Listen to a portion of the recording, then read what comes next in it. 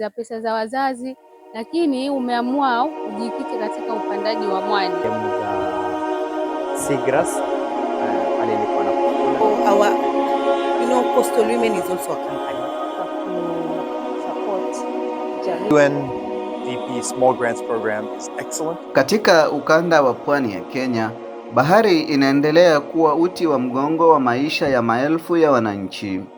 Kwa miaka mingi, uharibifu wa mazingira, mabadiliko ya tabia ya nchi na kupungua kwa rasilimali za bahari vimeweka maisha ya jamii hizi katika hatari. Sasa kupitia ufadhili wa JEF Small Grants Program kwa ushirikiano na UNDP, serikali ya kaunti pamoja na taasisi za serikali kuu kama Kenya Marine and Fisheries Research Institute KEMFRI, jamii zimeanza kupata suluhisho mbadala yanayolinda mazingira huku wakiboresha maisha. Kutoka Kibuyuni, Uasini, Shimoni, Vanga hadi Mombasa, hii ni hadithi ya matumaini kutoka kwa watu wa pwani. Katika kijiji cha Kibuyuni kilichoko kaunti ya Kwale, wanachama wa Beach Management Unity BMU wamegeukia kilimo cha mwani na uhifadhi wa maeneo tengefu kama njia mbadala ya kujikimu kiuchumi. Kupitia mradi wa JEF SGP, jamii hii imepata mafunzo, vifaa na uelewa uliowasaidia kuanzisha shughuli zinazolenga kulinda mazingira huku zikiimarisha kipato cha familia. Jaribu kuipanua ile conservation yetu ambayo ilikuwa kilomita 2 tukaiongeza kwa kilomita 2.8, na tulikuwa wakati wa ukulima wa mwani, hawa kina mama wanaofanya ukulima wa mwani walikuwa wakipata shida sana na wale wavuvi ama watu ambao ni waharibifu. Ndio posa lengo kuu tukaandika hii proposal, tukapata ufadhili, kujaribu kuipanua ile sehemu na kina mama nao. Kwa sasa zaidi ya 90% ya wakazi wa eneo hili wanategemea kilimo cha mwani kama chanzo muhimu cha kipato, hatua inayosaidia pia kupunguza utegemezi mkubwa wa uvuvi uliokithiri. Wakati tulipoongeza hiyo conservation na samaki nao waliongezeka, wavuvi wakawa zile sehemu ambazo tulikuwa tumewaruhusu wafanye mambo ya uvuvi, wakawa samaki wanawapata kwa wingi, na pia ikawa ni sehemu ambayo samaki wanazaana hapo, hakuna usumbufu. Mwajumbe Mohamed mwenye umri wa miaka 22 ni miongoni mwa vijana walioamua kubadilisha maisha yao kupitia mradi huu. Kitu ambacho kilinipa msukumo nipande mwani ni kuwa ajira ilikuwa imekosekana. Baada ya kumaliza shule nikawa nimesomea kozi yangu ya 2 years, nikakaa nyumbani 2 years, sijapata kazi, sioni hata ile connection yoyote ya kazi. Nikasema kuliko tu nikae nyumbani na kuna kitu ambacho kinaweza nipa kipato, kwa nikaamua nijitwike baharini na mimi nipande mwani kama kina mama zetu wanavyopanda mwani. Anasema kabla ya uhifadhi huo, changamoto kubwa ilikuwa ukosefu wa soko na vifaa vya kisasa vya uzalishaji. Kabla tupate uhuru wa soko la bidhaa za mwani ilikuwa changamoto. Kwa hiyo ilikuwa hatuwezi kuuza bidhaa zetu kwa uhuru, hazijapitishwa na serikali rasmi kwamba bidhaa hizi zingeweza kuuzwa mahali popote Kenya au nje. Lakini kwa sasa tunashukuru Mungu, serikali imepitisha bidhaa zetu za mwani na tunaziuza mahali popote. Serikali ya kaunti ya Kwale sasa inasema imeweka mikakati ya kuboresha sekta hiyo kupitia mbegu bora na kuimarisha masoko ya bidhaa za mwani. Mwani haijakuwa na nguvu, pia wakulima hawajaona kama ni ile variety yetu ambayo tunaikuza katika kaunti ya Kwale inaitwa Spinosam, ambayo it's a low value variety, na tumeweka mikakati ile tuweze kuintroduce ile high value variety ambayo inaitwa Cotonie, ili wakulima wetu waweze kupata mazao mengi na waweze kupata pesa nzuri zaidi katika kilimo cha mwani. Wataalamu wa mazingira nao wanaamini kuwa uwekezaji zaidi unahitajika katika mnyororo mzima wa thamani wa zao hilo.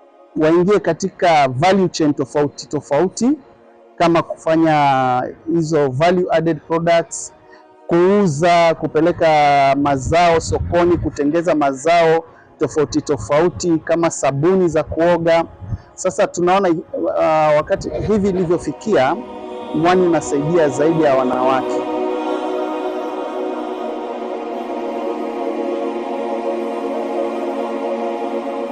Huko Shimoni, kundi la Shimoni Turtles Watch limekuwa mstari wa mbele katika juhudi za kulinda kasa wa bahari, viumbe ambao wako hatarini kutoweka.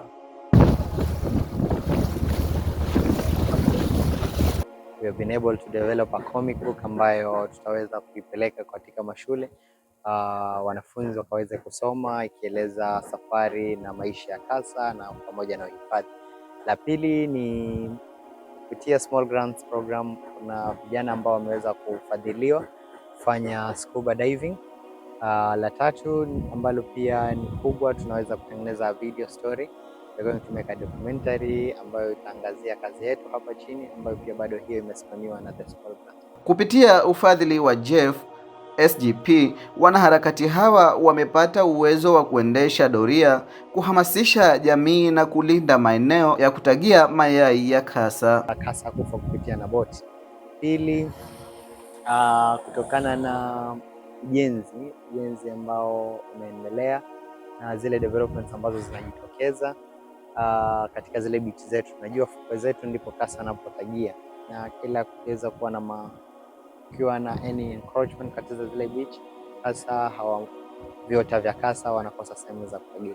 So pia ni swala ambalo sisi tunahofia huenda labda ikawa na athari kwa kasa.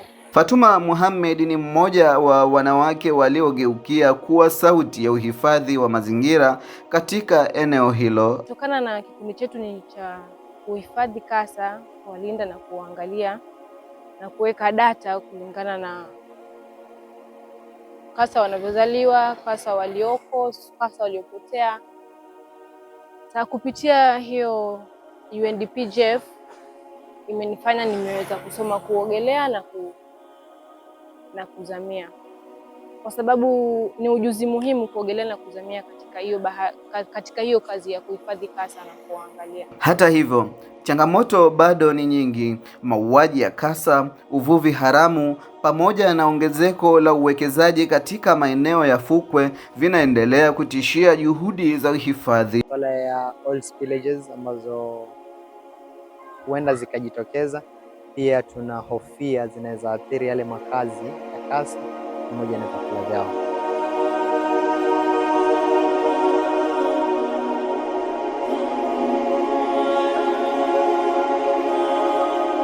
Kwa wanawake wa pwani, sekta ya uvuvi imekuwa zaidi ya shughuli ya kiuchumi, ni njia ya kujikomboa na kujenga maisha bora ya familia. So we find that Jeff project is like God sent. Yeah. So now we have so many things that we want to do for future plans, because our future plans is to have the reefer truck to supply the fish along the coast region, because we find that in Mombasa it's a market area. It's a market area, but we also have different counties which need fish, and we have different people that we supply fish to. So we need to have at least a reefer truck to supply fish to all counties. Lakini nyuma ya mafanikio hayo bado kuna changamoto mzito. Baadhi ya wanawake wanasema hulazimishwa kukumbana na unyanyasaji wa kijinsia ili kupata samaki wa kuuza, hali inayojulikana kama ngono, biashara ya samaki. Because of the fund we got from Jeff, it's when we got chance to speak with women, also we got chance to speak with men, negotiate, and we also now have time to call men and women together, them to ask them why are you doing this, and we already have the answers, because some women want, some does not want. Like maybe I don't love you, someone can love you, so it is like willing willingly. Some of them are doing willing. Like me, I did not want. I had a feeling that people are discriminating. So, as coastal women in fisheries, we are fighting for the fish for sex. Kupitia miradi ya uwekezaji wa wanawake, vikundi hivi sasa vinapata mafunzo ya kifedha, mitaji midogo na mbinu mbadala za kujikimu, hatua inayosaidia kupunguza mazingira ya unyanyasaji. Our target is to train 1,500 women and 900 women and 150 fishermen. But we have trained so many women that we have passed the 1,500. And then we also had a target of putting the cold storage facilities in 3 counties, whereby in Mombasa we have already managed it, because we have 2 cold storage facilities with a capacity of 30 tons each, 40 feet containers.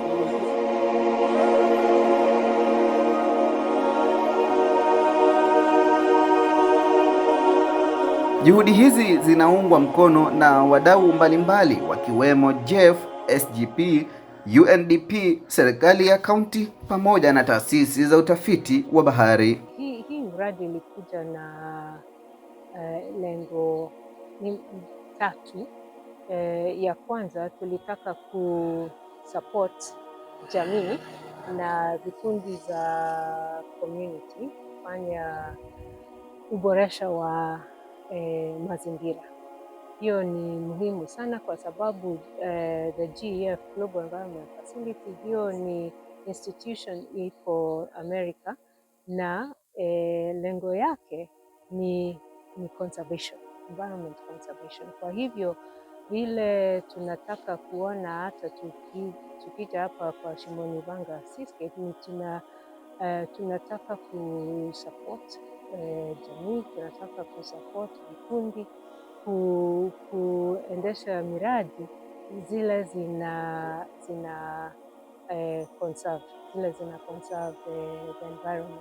Kwa mujibu wa mtafiti kutoka chuo kikuu cha Johns Hopkins nchini Marekani, amesema ukanda wa pwani ya Kenya una fursa kubwa za uchumi wa buluu iwapo jamii zitaendelea kupewa nafasi ya kushiriki katika uhifadhi na matumizi endelevu ya rasilimali za bahari. The range of projects from community empowerment to waste cleanup to protecting sea turtles to harvesting for economic gains, seagrass, sea moss. I think my foremost observation is that there's a huge potential here in Kwale, huge potential in Kilifi, huge potential in Malindi, huge potential in Lamu, and it's under-resourced. The UNDP Small Grants Program is excellent, but it can only reach so many groups.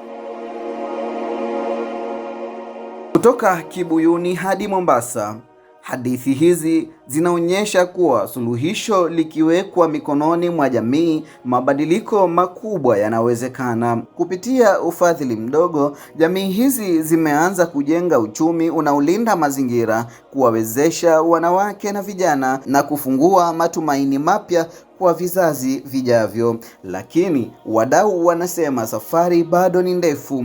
Kuna haja ya kuimarisha masoko, kuongeza uwekezaji na kuhakikisha haki na usawa wa jamii za pwani vinaendelea kulindwa. Wakati dunia ikiendelea kutafuta suluhisho la changamoto za mazingira na mabadiliko ya tabia nchi, jamii za pwani ya Kenya zinaonyesha kuwa hata fedha ndogo zinaweza kuleta mabadiliko makubwa. Mimi jina langu ni Shoka Juma na hii ni Leo TV Africa.